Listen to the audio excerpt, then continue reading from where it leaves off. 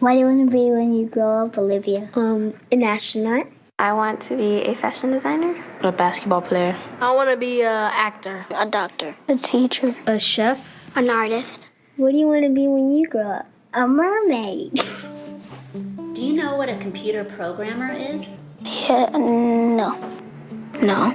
No. I think it's something that has codes and is able to decode a mystery. I think that they... Wait, what? Computer programmer?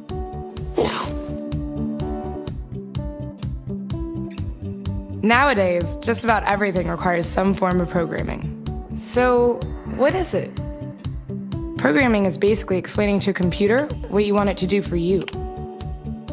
When you're programming, you're teaching possibly the stupidest thing in the entire universe, a computer, how to do something. Programming is one of the only things in the world that you can do where you can sit down and just make something completely new from scratch, whatever you want. It's really not unlike kind of playing an instrument or something, or playing a sport.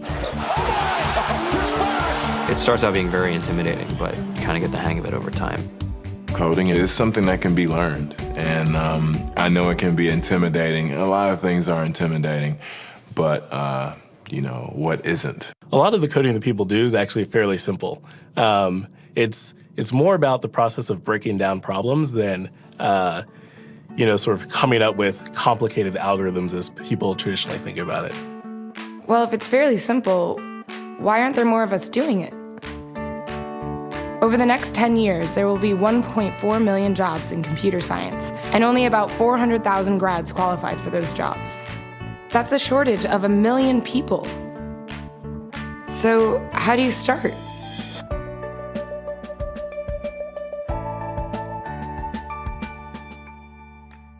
I was obsessed with maps when I was a kid, and cities specifically. So I taught myself how to program. I had a very clear goal of what I wanted to do, which is to see a map of the city on my screen and play with it. Put things on the map, move things around the map. See what was happening in the city, how it worked, how it lived, how it breathed. The best early thing was actually using software to decide when the classes in my school would meet, and that put me in a position to decide which girls were in my class. The first program I wrote asked things like, what's your favorite color?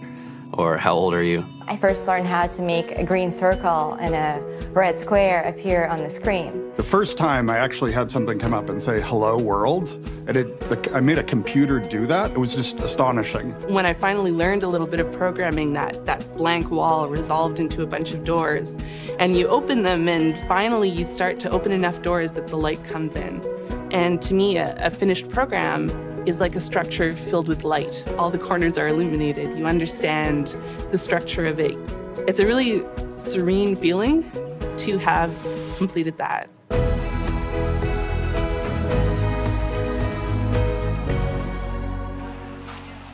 It took me some time to realize that creating things with your hands or creating code, creating programs, is just a different way to express creativity. I think right now there's a big emergence of the culture of making. People who make their own scarves and hats, people who write their own apps. Now it's just limited by your imagination and sort of what kinds of ideas what kind of understanding can you build into the computer so that it can do these things that were previously impossible.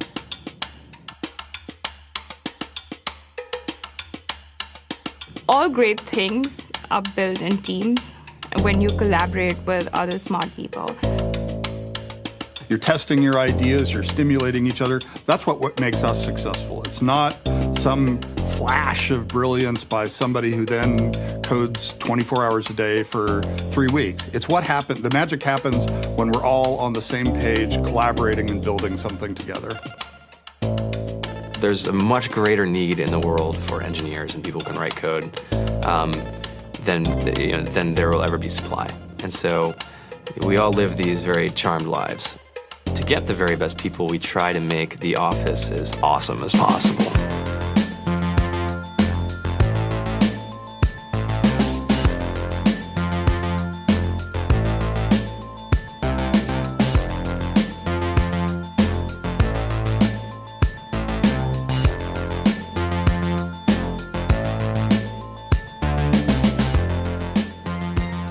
We have a fantastic chef, Free food, breakfast, lunch, and dinner.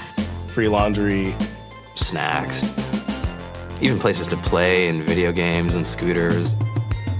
There's all these kind of interesting things around the office and places where people can play or relax or go to think or play music or be creative.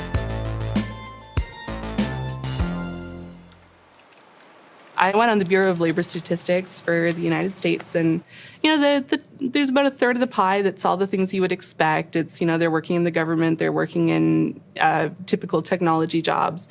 But then, like, the rest of the pie, and it was the majority of the pie, just split down into these little teeny slices of every industry imaginable. And what it is, computers are everywhere. You want to work in agriculture? Do you want to work in entertainment? Do you want to work in manufacturing? It's just all over.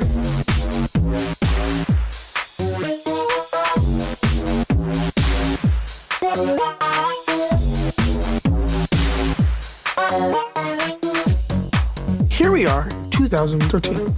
We all depend on technology to communicate, to bank, information, and none of us know how to read and write code.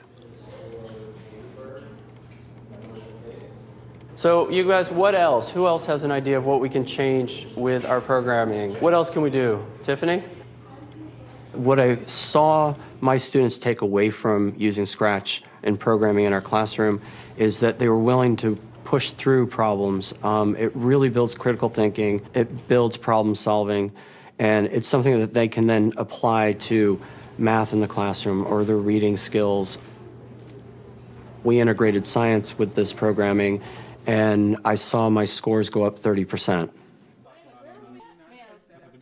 When I was in school, I was in this after-school group called the Whiz Kids. And when people found out, they laughed at me and, all these things. And I'm like, man, I don't care. I think it's cool. And, I'm learning a lot. And some of my friends have jobs. It's important for these kids. It should be mandatory to be a citizen on this planet, to read and write code. I just think you have to start small, right? And I think that's one of the biggest misconceptions about computer science and programming overall is that you have to learn this big body of information before you can do anything. You don't have to be a genius to know how to code. You need to be determined. Addition, subtraction, that's about it. You should probably know your multiplication tables. You don't have to be a genius to code. Do you have to be a genius to read?